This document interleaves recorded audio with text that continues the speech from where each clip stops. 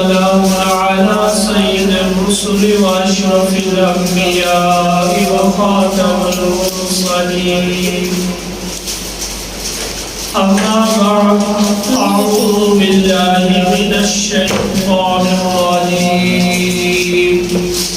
بسم الله الرحمن الرحيم. قل يا أيها الناس إني رسول الله إليكم جميعا.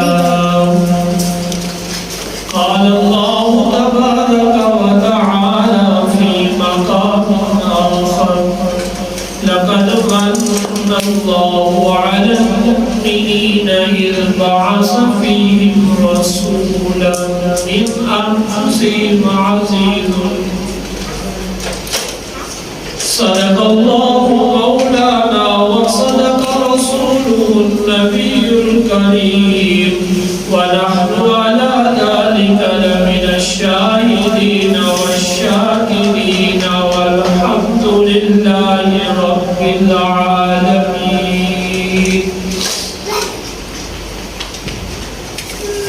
سامعین مکرم، احباب سے وقار، میرے واجب الاحترام اور دوستوں، ایک مرتبہ بآواز بلند عبادت اور ثواب کی نیت سے نماز والا تشریف پڑھی. اللہم صلی علی محمد وعلی آل محمد کما صلیت علی ابراہیم وعلی آل ابراہیم انک حمید مجید. اللہم بارک علی محمد وعلی آل محمد کما بارکت علی ابراہیم وعلی آل ابراہیم انک حمید مجید. اللہم بارک علی محمد وعلی آل محمد کما بارکت علی ابراہیم وعلی آل ابراہیم انک حمید مجید. ہمارا سلسلہ دروس سیرت النبی صلی اللہ علیہ وسلم چل رہا ہے.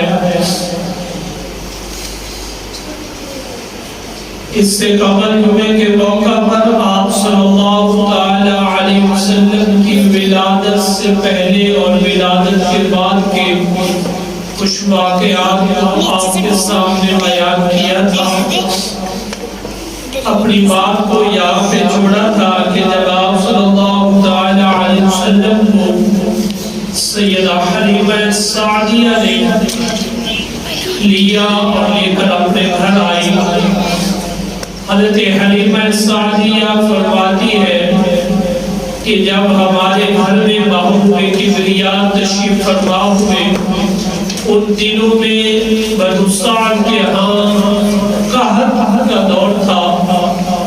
صورتحال یہ تھی کہ دائیں بائیں کے سب لوگوں کی بکریاں صبح چرنے جاتی، شام کو خالی پیٹ لوٹ آتی، لیکن الحمدللہ ہماری بکریاں جب لوٹتی تو پیٹ بھر کے آتی اور ان کا خون دور ہوتا تھا. تو دوسرے لوگ بھی اپنے چرواہوں کو، اپنے بچوں کو کہتے کہ آپ بھی بکریوں کو وہی چرایا کرو جہاں حلیمہ کی بکریاں چرتی ہیں. لیکن راز جگہ کا تو تھا نہیں، راز تھا محبوب کبریا کی آمد کا، جس کی وجہ سے اس پورے گھر کا رنگ بدلا ہوا تھا. آپ صلی اللہ تعالی علیہ وسلم کو جب 2 سال کا عرصہ مکمل ہوا تو حضرت حلیمہ واپس حضرت آمنہ کے ہاں دینے کے لیے لائی. تو حضرت آمنہ نے مکہ کی آب و ہوا کچھ ٹھیک نہیں تھی، دوبارہ حضرت حلیمہ سے کہا کہ آپ ان کو لے جائیں، اپنے آپ اپنے پاس ابھی رکھیں. حضرت حلیمہ پہلے سے چاہ رہی تھی کہ یہ برکات کچھ اور دیر کے لیے ہمارے گھر رہ جائے، کیونکہ وہ انعامات حلیمہ اور حلیمہ کے گھر والوں کو ملے جو ان کے کبھی واقع میں بھی نہیں تھے، کہ یہ انعامات اور یہ اعزازات اور یہ خوشیاں بھی ہمیں ملے گی۔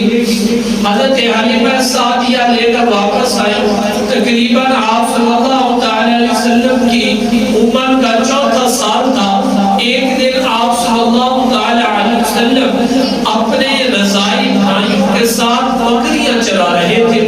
اسی دوران جناب جبرائیل امین اور میکائیل علیہ السلام آئے اور انہوں نے آپ صلی اللہ علیہ وسلم کو لٹایا اور آپ کا سینہ چاک کیا۔ تو آپ کے بھائی رضائی دیکھ رہے تھے، وہ دوڑتے ہوئے گھر گئے، والدہ کو بتایا، والد کو بتایا کہ ہمارے بھائی محمد کو 2 لوگوں نے پکڑ لیا ہے اور انہوں نے لٹا رکھا ہے۔ حضرت حلیمہ فرماتی ہے میں اور میرا خاوند بڑی تیزی سے وہاں پہنچے تو آپ صلی اللہ تعالی وسلم محمد بن عبداللہ وہاں کھڑے تھے، کچھ چہرے پر آثار تھے۔ ہم نے پوچھا بیٹا کیا ہوا؟ انہوں نے بتایا کہ اس طرح اللہ کے 2 فرشتے آئے ہیں، انہوں نے مجھے لٹایا ہے، میرا سینہ چاک کیا، میرے دل کو نکالا، اس کو دھویا اور دھو کر واپس رکھ دیا اور میرے سینے کو سی دیا۔ آپ صلی اللہ تعالی علیہ وسلم کے یہ شق صدر کا واقعہ تھا اور یہ آپ کی عمر کا پہلا شق صدر کا واقعہ تھا۔ شق صدر آپ صلی اللہ تعالی علیہ وسلم کے ساتھ 4 دفعہ یہ واقعہ پیش آیا ہے۔ پہلا واقعہ یہ حضرت حلیمہ کے ہاں 4 سال کی عمر میں پیش آیا ہے۔ دوسرا شق صدر 10 سال کی عمر میں پیش آیا ہے۔ تیسرا شق صدر جب آپ کو نبوت ملی ہے تب پیش آیا ہے۔ چوتھا شق صدر جب آپ معراج پر تشریف فرما ہوئے تب پیش آیا ہے۔ شق کہتے ہیں کسی چیز کا چاک کرنا، صدر کہتے ہیں سینہ، یعنی سینے کا چاک کرنا۔ آپ صلی اللہ تعالی علیہ وسلم کے ساتھ یہ شق صدر کا واقعہ کیوں پیش آیا؟ دراصل حقیقت اس کی یوں ہے کہ اللہ تعالی نے آپ کے دل کو جبرائیل اور میکائیل کے ذریعے نکلوایا اور اب دل کے اندر ایک مادہ ہوتا ہے جو بندے کے اندر کچھ خواہشات پیدا کرتا ہے، اور اس خواہشات جو انبیاء کی شایان شان نہیں تھی، اللہ تعالی نے اس دل کے نکلوانے اور دلانے کا مقصد یہ تھا کہ انبیاء کے دل سے وہ خواہشات کو ہی ہمیشہ کے لیے ختم کر دیا جائے۔ حضرت حلیمہ نے جب یہ واقعہ دیکھا تو حضرت حلیمہ کچھ خوف زدہ ہو گئی۔ وہ آپ صلی اللہ تعالی علیہ وسلم کو واپس حضرت آمنہ کے آنے آئے۔ حضرت آمنہ کو پورا واقعہ بتایا۔ حضرت آمنہ کو اس لیے متعجب نہ ہوئی کیونکہ اس سے پہلے یہ تو ولادت کے بعد کے واقعات ہیں۔ حضرت حلیمہ نے تو ولادت سے پہلے بہت سارے ایسے واقعات دیکھے جو خرق عادت تھی، جس طرح پانی کا اچھل کر بوسہ دینا، پہاڑوں سے سلام آنا، درختوں کا چل کر سایہ کرنا، درختوں سے سلام آنا، یہ تو حضرت آمنہ کے ساتھ ولادت سے پہلے ہوتا رہا تھا۔ اور حضرت حلیمہ کے اصرار پر آپ سورت کو حضرت آمنہ نے واپس لے لیا اور حلیمہ یہ واپس چلی گئی۔ آپ صلی اللہ تعالی علیہ وسلم کی زندگی کا جب 6واں سال تھا، آپ کی والدہ مائدہ نے یہ خواہش کا اظہار کیا اپنے سسر یعنی آپ صلی اللہ تعالی علیہ وسلم کے دادا جان حضرت خواجہ عبدالمطلب سے کہ میرا دل کرتا ہے کہ میں اپنے بیٹے کو ان کے ننیال سے ملاقات کروا کے لاؤں۔ تو آپ صلی اللہ کے ننیال تھے مدینہ، آپ صلی اللہ تعالی علیہ وسلم کے ننیال تھے مدینہ طیبہ میں، قبیلہ نجار میں آپ صلی اللہ کے والد ماجد حضرت عبداللہ کا نکاح ہوا تھا۔ حضرت آمنہ اپنے رخت جگر کو اور آسان خدمت کے لیے ام ایمن کو لے کر مدینہ طیبہ کا سفر کیا، اور دنوں میں سفر پیدل ہوتے تھے یا اونٹ وغیرہ پہ ہوتے تھے۔ ایک لمبا سفر کر کے حضرت آمنہ مدینہ میں پہنچی، 1 مہینے کا قیام کیا۔ حضرت آمنہ نے 1 مہینے کے قیام کے بعد اپنے بیٹے محمد رسول اللہ صلی اللہ علیہ وسلم کو لے کر واپس آ رہی تھی۔ مقام ابوا پہ مدینہ اور مکہ کے درمیان راستے پہ ایک جگہ دی ہے مقام ابوا، وہاں پر آ کر حضرت آمنہ کی طبیعت کچھ ناساز ہوئی، زندگی نے ساتھ نہ دیا۔ سیدہ آمنہ سلام اللہ علیہا کی وہاں رحلت مبارک ہوئی۔ آپ صلی اللہ تعالی علیہ وسلم یوں تنہا رہ گئے، آپ کی والدی ام ایمن نے آپ کا ہاتھ پکڑا، یوں مکہ میں داخل ہو۔ ادھر حضرت عبدالمطلب کا حال یہ تھا کہ یہ روزانہ مکہ سے باہر مدینہ کے راستے کی طرف نکلتے اور اس انتظار میں کہ ہو سکتے آج میرا بیٹا محمد رسول اللہ واپس آ جائے۔ ایک دن حضرت عبداللہ نے عجیب منظر دیکھا کہ حضرت ام ایمن کی انگلی آپ صلی اللہ تعالی علیہ وسلم آ رہے ہیں۔ یہاں میں ایک بات آپ کو بتا دوں، یاد رکھیں ویسے تو ہر انبیاء کی بہت ساری خصوصیات ہیں، لیکن محبوب کبریا کی یہ خصوصیت کچھ انفرادی ہے کہ نبی کا جو بڑا ہونا ہے، یہ آج کی روٹین کے اعتبار سے وہ 6 سال عمر تو 6 سال تھی، لیکن سمجھ میں، فہم میں، فراست میں آج کے یہ سمجھے کہ بڑوں کی طرح آپ صلی اللہ تعالی علیہ وسلم کا رئیس تھا۔ آپ کا جو پروان چڑھنا تھا کہ ایک دن میں آپ صلی اللہ اتنے بڑے ہوتے جتنا کہ بچہ 1 مہینے میں بڑا ہوتا ہے، کیوں آپ صلی اللہ تعالی وسلم کا پروان چڑھنا تھا۔ حضرت آمنہ، حضرت خواجہ بن مطلب نے جب دربار محمد رسول اللہ کو میں ایمن کی پوری پکڑی ہو دیکھا، پوچھا ایمن میرے بیٹے کی والدہ کہاں ہے؟ جو بھی انہوں نے پکارا سردار یا انہوں نے بتایا وہ فوت ہو گئی۔ یوں آپ صلی اللہ تعالی علیہ وسلم خواجہ عبد المطلب کی کفالت میں آ گئے۔ خواجہ عبد المطلب کی کفالت میں آنے کے بعد آپ صلی اللہ تعالی علیہ وسلم کو ہر وقت حضرت خواجہ عبد المطلب اپنے ساتھ ساتھ رکھا کرتے اور یوں عزت دی کہ بیت اللہ کے کیونکہ یہ متولی تھے تو بیت اللہ کے ساتھ بیٹھنے کے لیے ایک اپنے لیے خاص مسند بنا رکھی تھی عبد المطلب نے، اور اس مسند پہ حضرت خواجہ عبد المطلب کے بیٹوں میں سے بھی کسی کو اجازت نہیں ہوا کرتی تھی کہ اس مسند پہ آ کر بیٹھ جائے۔ عام آدمی بیٹوں کو یہ اجازت نہیں تھی، لیکن اگر کبھی کبھی حضرت خواجہ عبد المطلب سے پہلے آپ صلی اللہ آ جاتے اور آپ صلی اللہ اس مسند پہ آ کر بیٹھ جایا کرتے تو حضرت خواجہ عبد المطلب کبھی آپ صلی اللہ کو ہٹایا نہیں کرتے بلکہ ساتھ آ کے بیٹھ جاتے تھے۔ یہاں سے بھی پتہ چلتا ہے کہ آپ صلی اللہ تعالی علیہ وسلم کی کیا شان اور کیا عظمت اور کیا ان کی منقبت ہے۔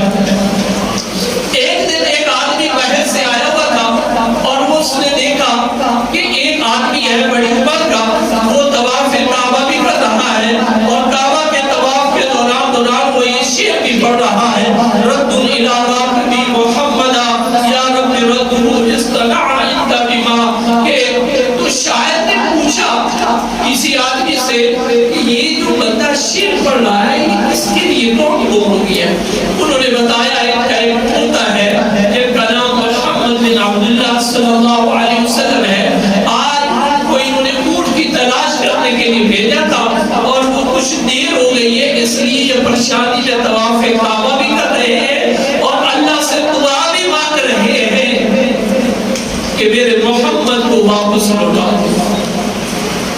حقیقت میں واقعہ یوں ہے کہ حضرت خواجہ عبد المطلب کا مزاج تھا کہ جب کوئی چیز گم جاتی تو آپ صلی اللہ علیہ وسلم کو بھیجا کرتے تھے اور آپ صلی اللہ علیہ وسلم کی برکت سے وہ چیز جلدی مل جایا کرتی تھی۔ تو آج جب اپنے اونٹوں کی تلاش کے لیے آپ صلی اللہ علیہ وسلم کو بھیجا کچھ دیر ہو گئی تو پریشانی کے عالم میں یہ پڑھ رہے تھے، اور یہاں پر ایک بڑا اہم سبق یہ بھی ملتا ہے کہ خواجہ عبد المطلب نے بھی محبوب کبریا کی تاخیر پر جو التفات اور توجہ کی ہے وہ اللہ کی جانب کی ہے، کیونکہ بات تھی محمد رسول اللہ کی، جنہوں نے توحید کا سبق لوگوں کو پڑھانا تھا، تو عبد المطلب نے بھی اگر محمد رسول اللہ کی تاخیر پر جلدی آنا مانگا ہے تو اللہ سے مانگا ہے۔ اس لیے غیر کے دروازے پہ سر پھینکنا، غیر کو سجدہ کرنا، غیر کو مشکل کشا ماننا، چاہے وہ نبی ہو یا ولی، اللہ کے علاوہ نہ کوئی مشکل کشا، نہ کوئی حاجت روا، نہ کوئی مدد کے لائق، نہ کوئی رزق دینے والا، نہ کوئی عزت دینے والا، نہ کوئی اولاد دینے والا۔ اگر دنیا میں کوئی ہے تو وہ اللہ تعالیٰ کے ساتھ ہے جو بندے کو نوازتا ہے۔ نہ وہ آپ صلی اللہ تعالی علیہ وسلم کی عمر کا 6 سال ہے، خواجہ عبد المطلب کا انتقال پرملال ہونے کے قریب تھا۔ خواجہ عبد المطلب نے اپنی اولاد میں سے سارے بچوں کو بلایا تو آپ صلی اللہ تعالی علیہ وسلم کی کفالت کی بات کی تو آپ کی کفالت کی ذمہ داری خواجہ عبد المطلب نے حضرت ابو طالب کے سر پہ ڈالی۔ حضرت ام ایمن فرماتی ہے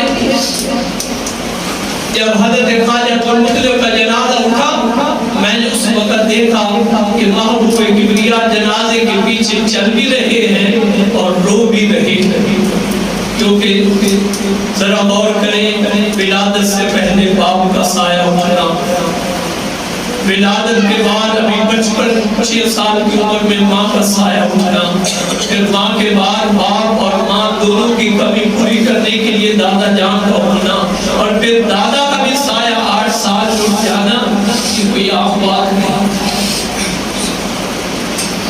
محبوب کبریا سے خود صحابہ نے پوچھا ایک موقع پر، یا رسول اللہ آپ کو یاد ہے آپ کے دادا جان کا فوت ہوئے ہیں؟ آپ صلی اللہ علیہ وسلم نے فرمایا میری عمر اس وقت 8 سال تھی جب میرے خالد میرے دادا جان فوت ہوئے۔ آپ صلی اللہ علیہ وسلم اس کے بعد حضرت ابو طالب کی کفالت میں آئے۔ حضرت ابو طالب نے اپنی اولاد سے بڑھ کر آپ صلی اللہ علیہ وسلم کا خیال رکھا ہے، تربیت کے اعتبار سے، رہن سہن کے اعتبار سے، کھانے پینے کے اعتبار سے، ہر اعتبار سے حضرت ابو طالب سب پر اگر کسی کو ترجیح دیتے تھے تو وہ میرے اور آپ کے نبی محمد رسول اللہ صلی اللہ علیہ وسلم۔ حضرت ابو طالب کا عالم یہ تھا کہ جہاں جاتے اپنے بھتیجے کو ساتھ لے کر تھے، جہاں جانا ہوتا۔ ایک موقع پر تجارت کی غرض سے حضرت ابو طالب نے شام کا سفر کرنا تھا۔ اس شام کے سفر میں یہ آپ صلی اللہ علیہ وسلم کی نبوت کا کوئی عمر کا 12واں سال تھا۔ تو اس سفر میں حضرت ابو طالب نے اکیلے جانے کا ارادہ کیا۔ تو جب عین سفر کا وقت آیا تو حضرت ابو طالب نے دیکھا کہ آپ صلی اللہ علیہ وسلم کچھ غمگین ہیں۔ ظاہری بات ہے کہ جب کوئی کسی کی کفالت میں رہتا ہو اور اس سے پہلے بہت سارے سائے اٹھے ہوں تو بندہ غمگین ہوتا ہے۔ ابو طالب کا جانا، اور ان دنوں میں یہ تو حالات نہیں تھے کہ آج جائیں گے اور کل واپس آئیں گے، یہ مہینوں کے سفر ہوتے تھے، پھر واپسی ہوا کرتی۔ تو حضرت ابو طالب نے جب آپ صلی اللہ علیہ وسلم کو دیکھا کہ وہ پریشان ہے تو آپ صلی اللہ علیہ وسلم کو ساتھ لے کے جانے کا ارادہ کیا۔ حضرت ابو طالب نے آپ صلی اللہ علیہ وسلم کو ساتھ لیا تو ایک جگہ ایسی تھی کہ جہاں پر اکثر شہر بصرہ کے قریب یہاں سے جو مدینہ مکہ کے قافلے جاتے تجارت کے لیے وہاں پڑاؤ ڈالا کرتے تھے، اور وہاں پہ ایک عیسائی عالم رہتا تھا جس کا اصل نام تو بارجبیس تھا اور مشہور وہ بحیرہ راہب کے نام سے تھا۔ جب وہاں پر اس قافلہ قریب پہنچا اس جگہ کے تو یہ بحیرہ راہب نے کچھ چیزیں دیکھی ایسی خاص، تو یہ اپنے خیمہ سے باہر آیا اور اس نے پورے قافلے والوں کا استقبال کیا، سب کو ملے اور بلاخر آپ صلی اللہ علیہ وسلم سے مصافحہ ہوا۔ تو اس نے پوچھا اس بچے کا کفیل کون ہے، ذمہ دار کون ہے؟ تو بتایا کہ یہ ہے ذمہ دار ابو طالب۔ اس راہب نے کہا ابو طالب یہ بچہ عام بچہ نہیں ہے، میں تورات اور انجیل کا عالم ہوں، ہم نے تورات اور انجیل میں پڑھا ہے کہ آخری نبی مکہ المکرمہ میں آئے گا، فلاں کے گھر پیدا ہوگا، یوں یہ زندگی کے دن گزارے گا اور یہ آخری نبی ہے۔ ابو طالب اور قافلے والوں نے پوچھا کوئی اور بھی علامت بتائیں، آپ نے کیسے پہچان لیا؟ آپ خیمہ سے باہر آئے، استقبال کیا۔ اس نے کہا اصل بات یہ ہے کہ جب آپ میرے خیمہ کے قریب آئے تو وہ تصور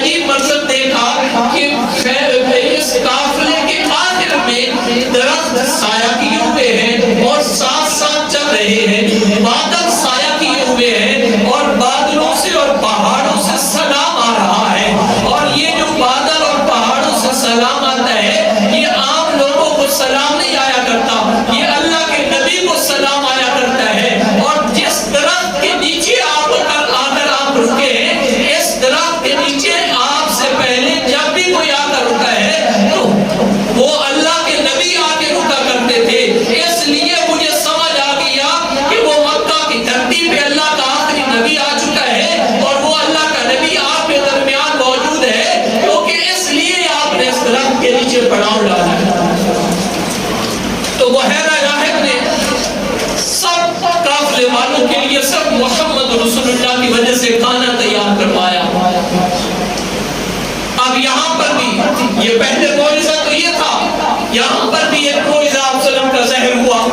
آپ صلی اللہ علیہ وسلم کی وجہ سے جب کھانا تیار کیا، سارے لوگ کھانے کے دسترخوان پہ آ گئے، تو بحیرہ راہب نے پوچھا وہ اصل نہیں ہے جس کے لیے سارا انتظام ہوا؟ تو بتایا وہ تو بچہ ہے، وہ اونٹ چلا رہا ہے۔ تو بحیرہ راہب نے کہا ان کو بلائیں۔ تو بحیرہ راہب نے بلایا تو درخت کے قریب قریب جو سائے کی جگہ تھی وہ ختم ہو چکی تھی۔ تو آپ صلی اللہ علیہ وسلم بیٹھ گئے، تو بحیرہ راہب نے کہا ذرا دیکھیے پورے درخت کا سایہ اس ایک بچے محمد رسول اللہ کی طرف جھکا۔ سبحان اللہ۔ آپ صلی اللہ علیہ وسلم کے بارے میں بحیرہ راہب نے ابو طالب سے کہا اس بچے کو روم کی جانب نہ لے کے جائیں، رومی ان کو قتل کر دیں گے، وہ تو پہلے اس تلاش میں ہے کہ وہ آخری نبی ملے اور آپ ان کو قتل کر دیں، کیونکہ یہی وہ نبی ہوگا جو رومیوں کی سلطنت کو ختم کرنے کا سبب بنے گا، کیسر و کسریٰ کے گرانے کا سبب بنے گا، آپ ان کو آگے نہ لے جائیے۔ ابو طالب کی منت آن یہ بحیرہ راہب نے بات، ابو طالب بھی مان گئے، پدرانہ باپ والی بھی محبت تھی، دادا والی بھی محبت تھی، ماں والی بھی محبت تھی، چچا والی بھی محبت تھی، آپ سب کو واپس بھیجنا تھا۔ یہ اگلی بات بڑی اہم ہے، جو لوگ آج ابو بکر کو محمد رسول اللہ سے جدا کرتے ہیں نا، یہ اگلی بات بڑی اہم ہے۔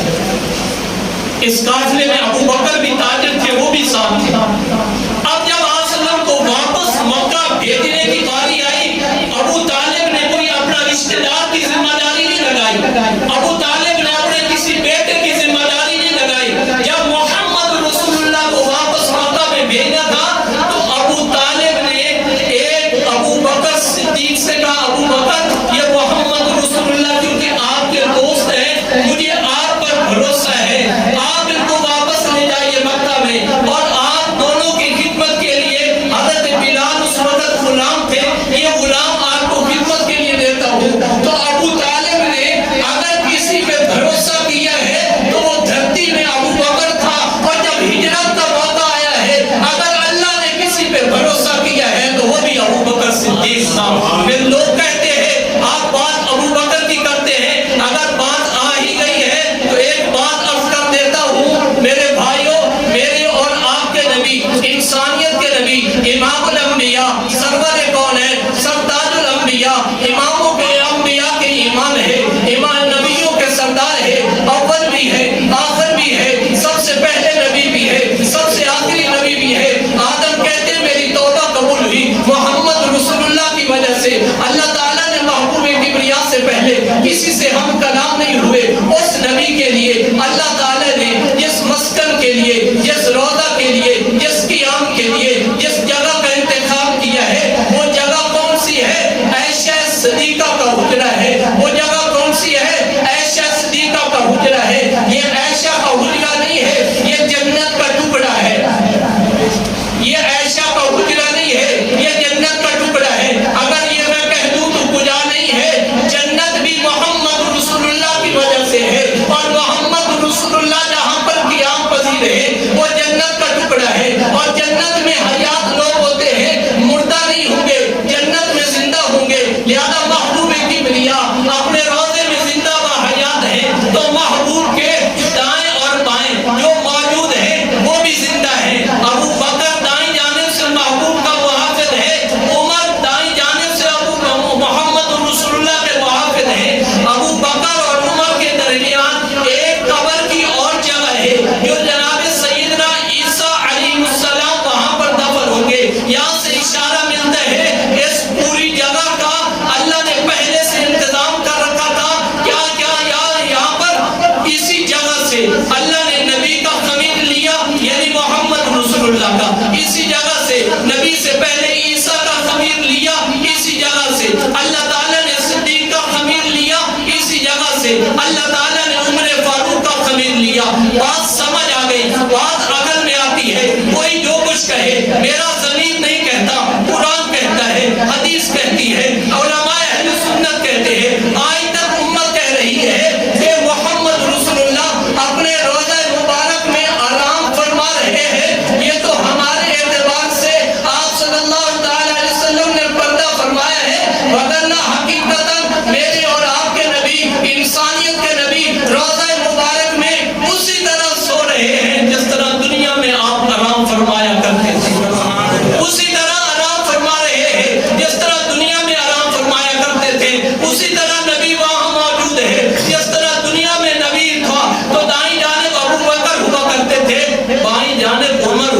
کرتے تھے جب نبی روزہ سے اٹھیں گے دائیں جانب ابو بکر اٹھیں گے بائیں جانب عمر اٹھیں گے نبی میدان محشر کی طرف بڑھیں گے وہاں حوض کوثر کا پانی بانٹیں گے نبی پیالے میں پانی ڈالیں گے اور پیالے ابو بکر اور عمر کے ہاتھ میں ہوں گے ابو بکر اور عمر اپنوں کو پیالے دیں گے غیروں کو نہیں دیں گے اللہ مجھے اور آپ